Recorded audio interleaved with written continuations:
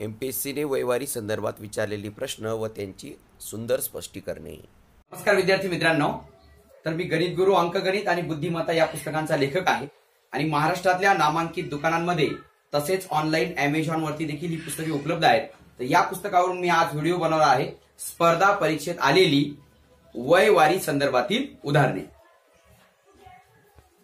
एमपीएससीने PSI मध्ये विचारलेला प्रश्न आहे, अतिशय सोपा प्रश्न आहे। 4 बहिणींच्या 5 वर्षापूर्वीच्या वयाची बेरीज 80 होती। म्हणजे 4 बहिणींच्या 5 वर्षापूर्वी वय किती होतं? 80, बरोबर आहे। तर 15 वर्षानंतर त्यांचं वय किती असेल? बघा, 5 वर्षापूर्वी 80 होतं, आता आज प्रत्येकीचं 5-5 वर्ष वय वाढेल। म्हणजे 4 जणी आहेत ना, त्या किती बहिणी आहेत? त्या 4, म्हणजे 5 चोक किती वय वाढेल? 20 वय वाढेल। ओके, 80 मध्ये 20 वय, आणि 15 वर्षानंतर पुन्हा 15 म्हणजे किती? 60, याच्यामध्ये 60 वाढेल, 20 अधिक 80। ओके, म्हणजे याची बेरीज किती आली? 7 2 8 आणि 8 किती? 16, 160 वय आलं। किती वय आलं? 160। किंवा तुम्ही असं देखील करू शकता, 5 वर्षापूर्वी 80 होतं ना, आता आज 15 वर्षानंतर म्हणजे हे 5 वर्ष आणि हे पुढचे 15 वर्ष म्हणजे किती झाले? 20 वर्ष। म्हणजे प्रत्येकीचं वय किती वाढेल? 4 बहिणी आहेत म्हणजे 20 वय वाढेल। म्हणजे 80 तर ऑलरेडी राहीलच, 20 चोक 80 हे सुद्धा वय वाढेल। प्रत्येकीचं 20 म्हणजे 80 वय वाढेल। म्हणजे किती वय होईल? 160 वय होईल। मग 15 वर्षानंतर त्यांच्या वयाची बेरीज किती येईल? 160। पाहू पुढचा प्रश्न।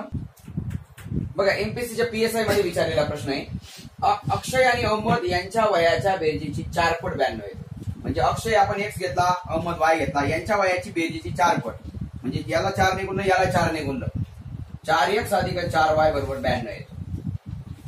अक्षय आणि अहमद यांच्या वयाच्या बेरजेची 4 पट, यांची बेरीज करायची, म्हणजे याच्या 4 पट आणि याच्या 4 पट 92 आहे। त्याच्यानंतर अहमद आणि अमृता, अमृताचं वय जर झेड मानलं तर त्यांच्या बेरजेची तिप्पट, म्हणजे याला तिप्पट म्हणजे याला 3 ने गुणायचं, याला 3 ने गुणायचं, म्हणजे 3y अधिक 3z बरोबर किती? 42। यांच्या वयाची बेरीज तिप्पट।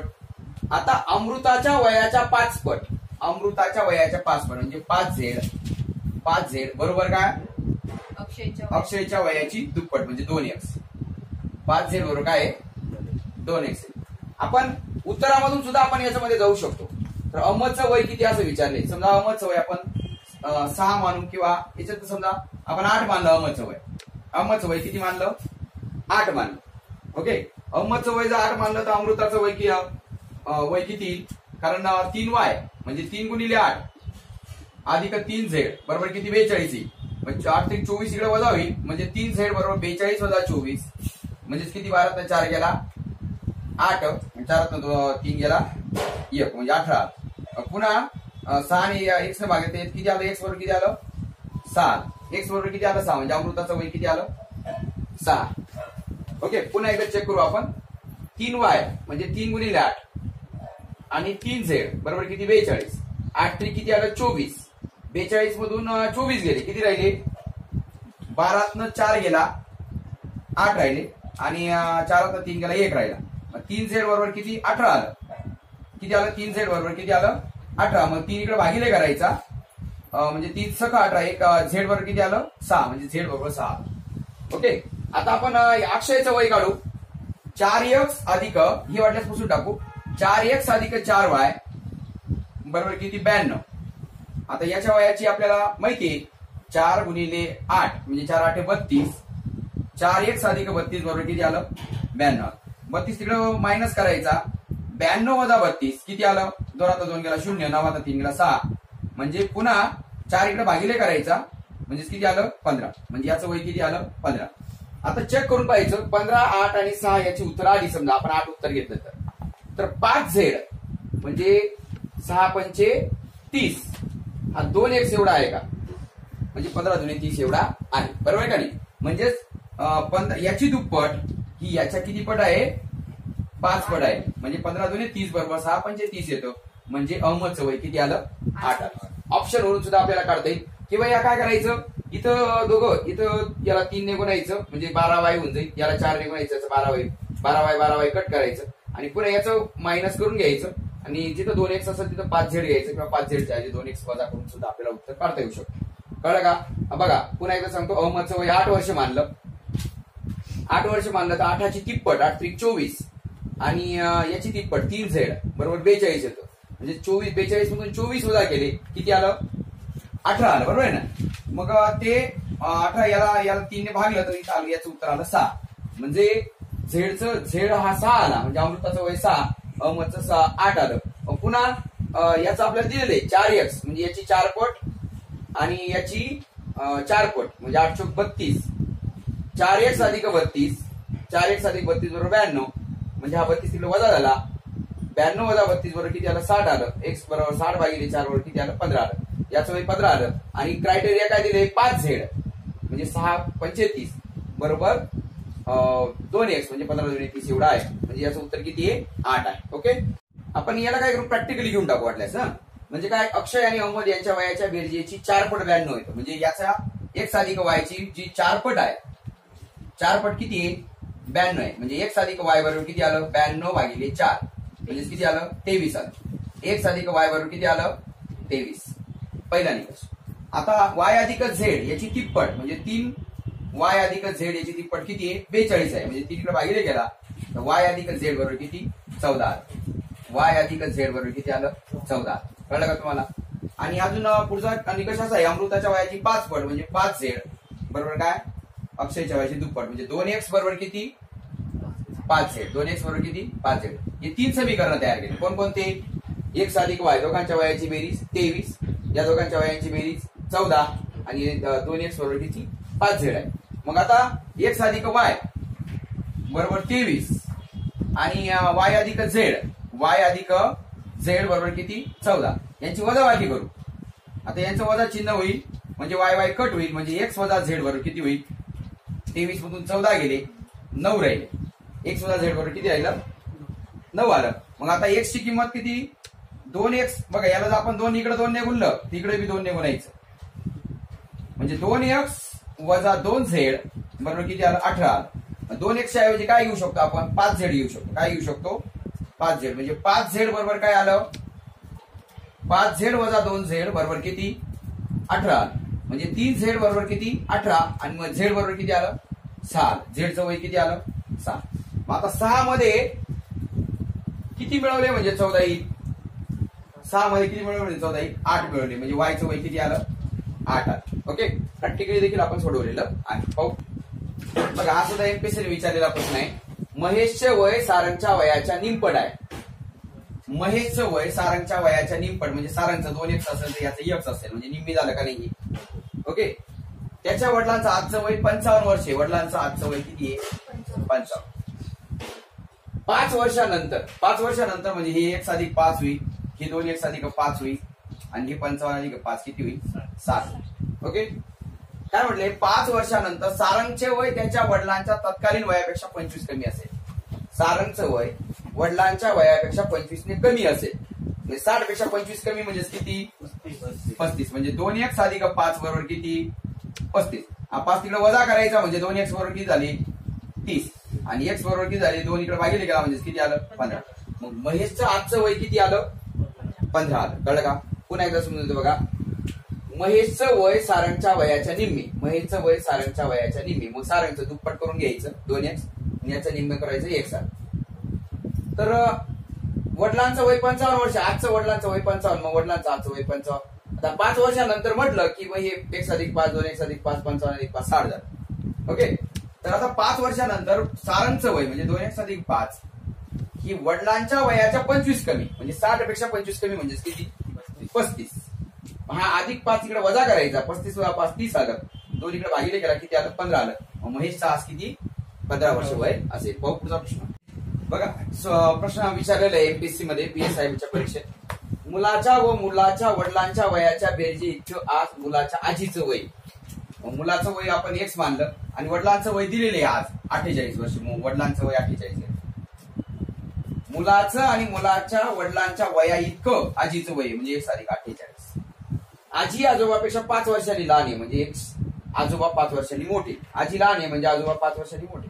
48 मध्ये 5 म्हणजे x अधिक 53 झालं आजोबाचं वय. आता काय म्हटले? 15 वर्षापूर्वी याचं वय होईल x वजा 15 आणि आजोबाचं काय होईल? याच्यातून 15 वजा करायचं, म्हणजे x वजा किती होईल? एक साधिक किती होईल 38 होईल. कळलं? 1+53 मधून 15 वजा केले 1+38 झालं. अट काय म्हटलेली आहे? 15 वर्षापूर्वी आजोबांचं वय म्हणजे 1+38 हे म्हणजे बरोबर नातवाच्या वयाच्या 12 पटीपेक्षा म्हणजे 1+15च्या 12 पट 1+15च्या 12 पट म्हणजे 1+15ला 12 ने गुणायचं. कशाने गुणायचं? 12 पेक्षा 2 ने कमी म्हणजे 2 ने कमी होत. एवढं सोडवायचं. म्हणजे काय 1+38 इकडे येईल, इकडे 12x येईल आणि 12 गुणिले 15 180 वजा 2. ओके, हा x तिकडे वजा करायचा म्हणजे 12x मधून हा 1x गेला, इकडे 11x राहिले आणि 180 अधिक करायचा, 2 अधिक करायचा, 2 अधिक केला तर हे 40 होतील. 180 अधिक 40 म्हणजे किती होती? 220. 11 इकडे भागिले केला तर किती उत्तर आलं? 11 दुनी 22, 11 0 0. x बरोबर किती आलं? 20. किती येईल? 20. म्हणजे मुलाचं वय येईल 20 आणि आजीचं आजचं वय किती असेल? 20 अधिक 48. 20 अधिक 48 किती वर्ष होईल? 68 वर्ष. किती वर्ष?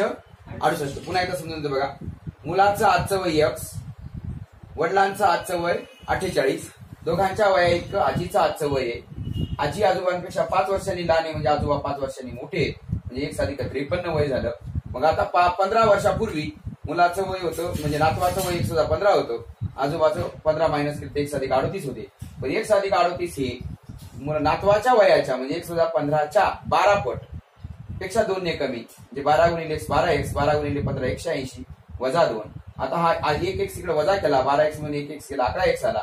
180 आणि वजा 180 वजा 2 इकडे अधिक केले म्हणजे 38 अधिक 180 अधिक 2 220 आले. 11 इकडे भागिले केला तर 20 उत्तर आलं. किती उत्तर आलं? 20. म्हणजे मुलाचं आजचं वय 20, वडिलांचं वय 48, मग आजीचं आजचं वय किती? 20 अधिक 48 बरोबर 68 वर्ष.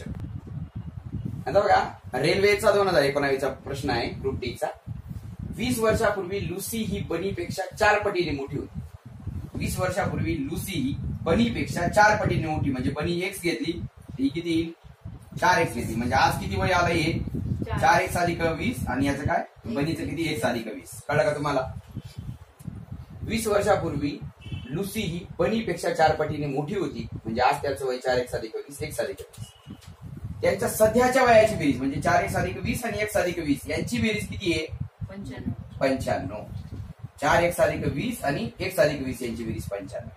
बघा 4x आणि हा 1x 5x झाला आणि 20 आणि 20 किती झाले? 40 झाले. बरोबर किती आलं? 95. 40 तिकडे वजा केला 95 वजा 40 किती होता? 55 होतात. म्हणजे x बरोबर किती आलं? 55 भागिले 5 बरोबर किती आलं? 11.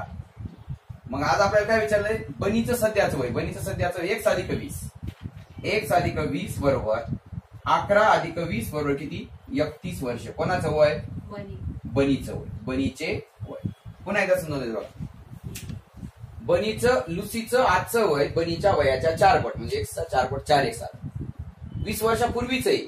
मग 20 वर्ष आज 20 वर्ष झाले ना म्हणजे याच्यामध्ये 20 मिळवायची, याच्यामध्ये 20 मिळवायची. पण आज दोघींच्या वयांची बेरीज 95 आहे म्हणजे 4x अधिक 20 आणि 1 अधिक 20 बरोबर 95 म्हणजे 4x आणि हा 1x 5x आणि 20 आणि 20 40 बरोबर 95.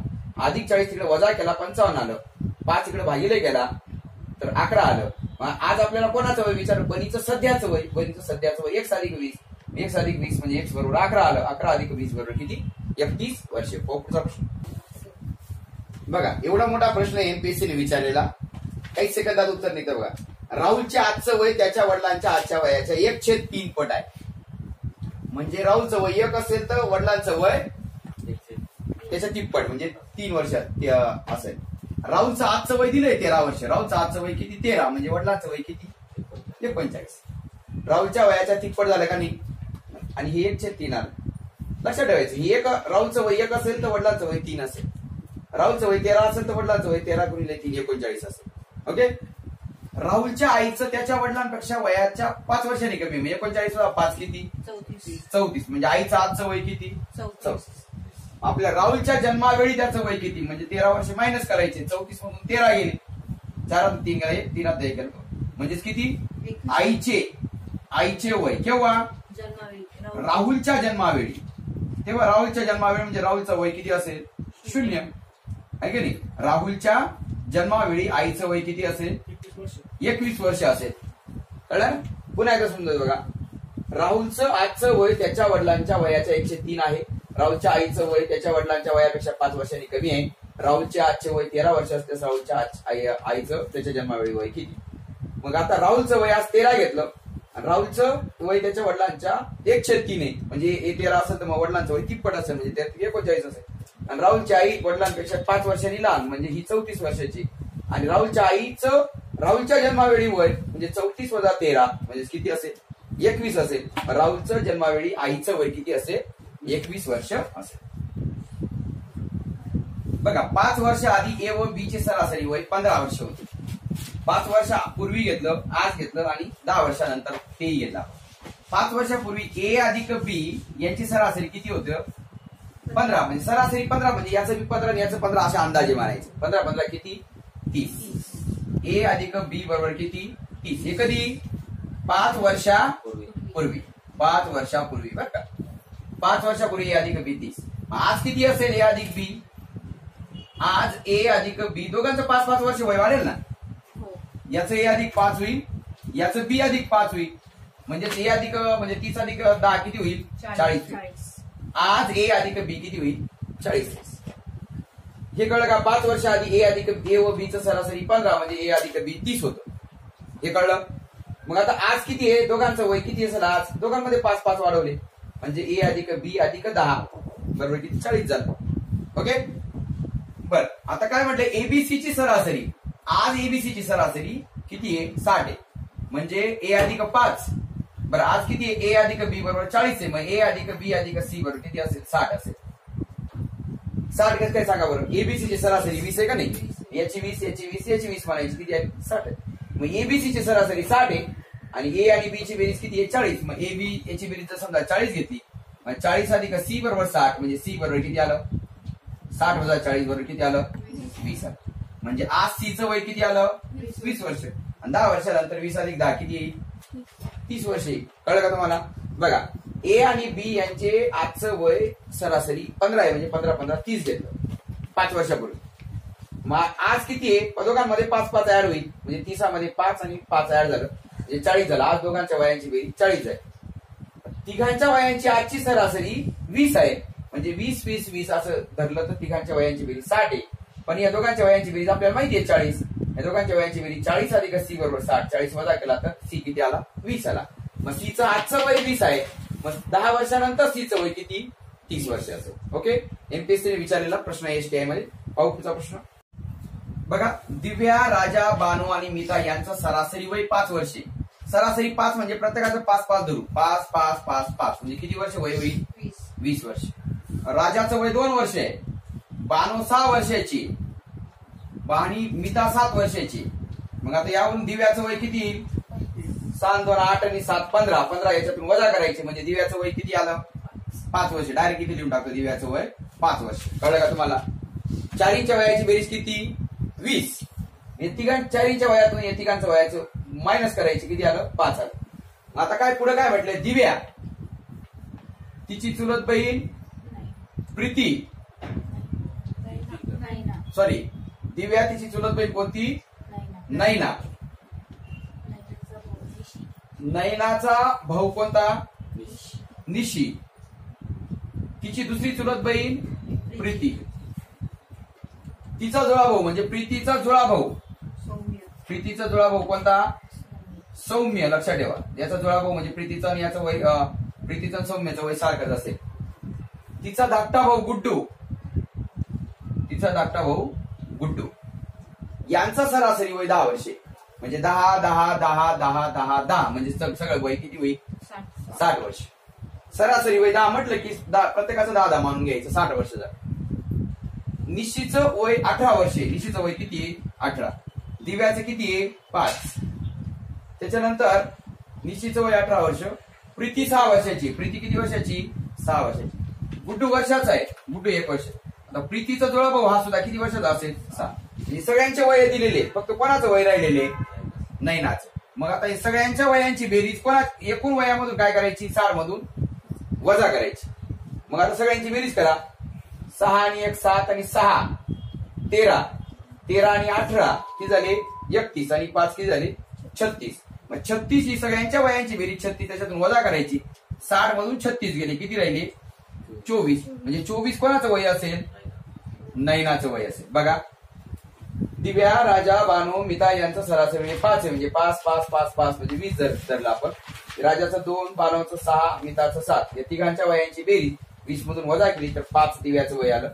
दिव्या, नयना, निशी, प्रीती आणि तिचा जुळा भाऊ आणि गुड्डू यांचं वय 60 आहे.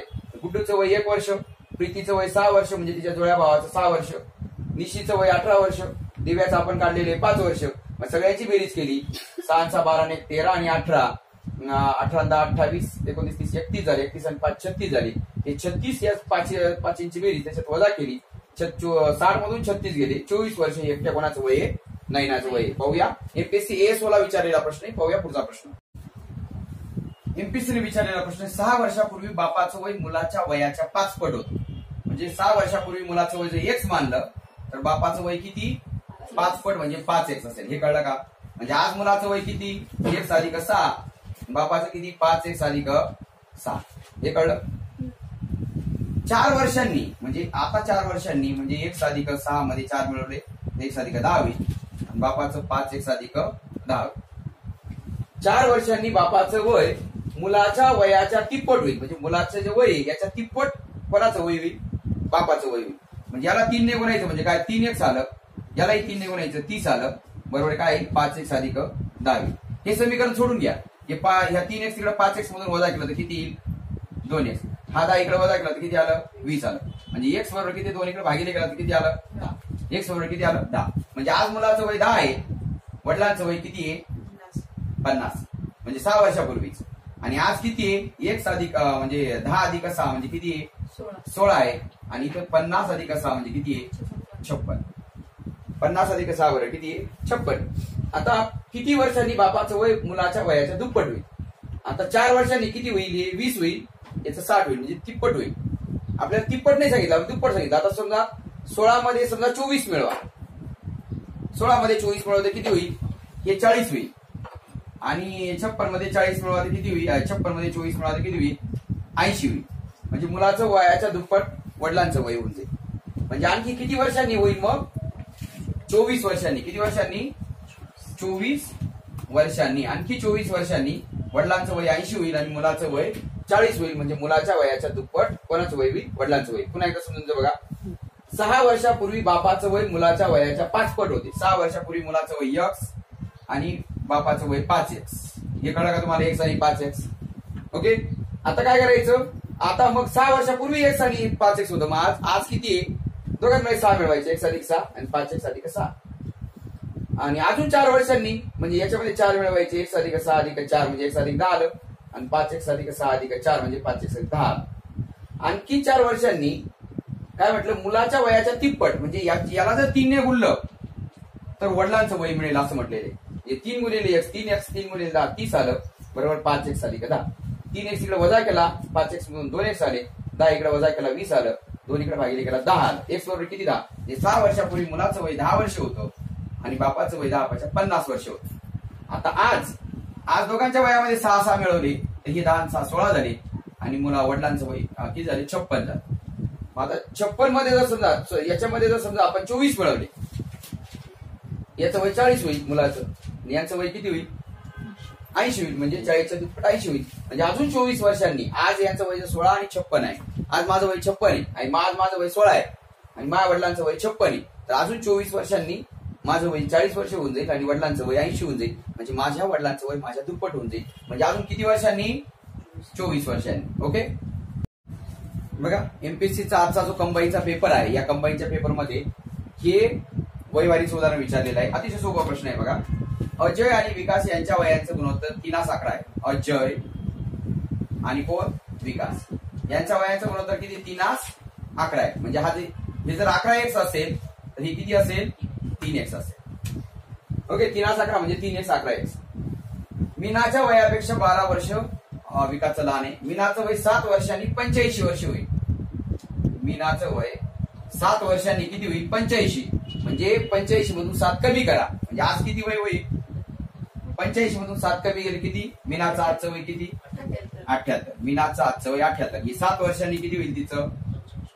7 वर्षांनी. आपल्याला 7 वर्षाची काही घ्यायचं नाही. आपल्याला आजचं मीनाचं वय 78 वर्ष. 7 वर्षांनी 85 वर्ष असेल. अजयच्या वडिलांचं वय. बर, आता मला सांगा, विकास हा मीनाच्या वयापेक्षा 12 वर्ष लहान. विकास हा याच्यापेक्षा 12 वर्ष लहान, म्हणजे किती? 78 मधून 12 गेली, किती आले? 66. म्हणजे 11x बरोबर 66. 11x बरोबर किती? 66. म्हणजे x बरोबर किती? 11 सख 6 म्हणजे x बरोबर 6 आलं. म्हणजे 3 सख किती आलं? 18 वर्ष. अजयचं आजचं वय 18, विकासचं 66, मीनाचं 78. अजय बघा, अजयच्या वडिलांचं वय 25 वर्ष अजयपेक्षा जास्त आहे. म्हणजे 18 मध्ये 25 मिळवा. 18 अधिक 25 हे कोणाचं वय? वडिलांचं वय. 8 4 12 ने 13 चालेल. 1 2 1 3 1 4. म्हणजे वडिलांचं आजचं वय किती? 43 वर्ष. पुन्हा एकदा समजून देतो. मीनाचं 7 वर्षानंतर, मीनाचं 7 वर्षांनी 85 वर्ष वय आहे. म्हणजे मीनाचं आजचं वय 78. मीनापेक्षा 12 वर्षांनी लहान म्हणजे 66 आहे. यांचं गुणोत्तर 3 11 आहे. म्हणजे 3x 11 आहे. 11x बरोबर 66. म्हणजे x बरोबर किती आलं? 6 आलं. x बरोबर 6 म्हणजे 3 गुणिले 6 म्हणजे अजयचं आजचं वय 18 वर्ष. अजयच्या वडिलांचं वय अजयपेक्षा 25 वर्ष जास्त आहे. म्हणजे 18 अधिक 25 म्हणजे अजयच्या वडिलांचं आजचं वय 43 वर्ष आहे. आजच्याच परीक्षेतला हा प्रश्न